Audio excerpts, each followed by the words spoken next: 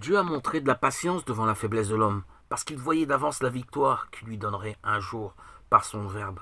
Car, quand la puissance s'est déployée dans la faiblesse, le Verbe a fait apparaître la bonté de Dieu et sa magnifique puissance. En effet, il en a été de l'homme comme du prophète Jonas. Dieu a permis que celui-ci soit englouti par un monstre marin, non pour qu'il disparaisse et périsse totalement, mais pour qu'après avoir été rejeté par le monstre, il soit plus soumis à Dieu et glorifie davantage celui qui lui donnait ce salut inespéré. C'était aussi pour amener les Ninivites à une ferme repentir et les convertir à celui qui les délivrerait de la mort. Frappés qu'ils ont été par le signe accompli en jeunesse.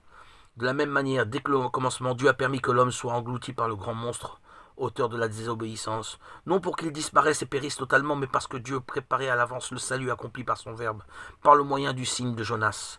Ce salut a été préparé pour ceux qui auront pour Dieu les mêmes sentiments que Jonas et qui les confesseront dans les mêmes termes. Je suis le serviteur du Seigneur et j'adore le Seigneur, le Dieu du ciel qui a fait la mer et la terre ferme.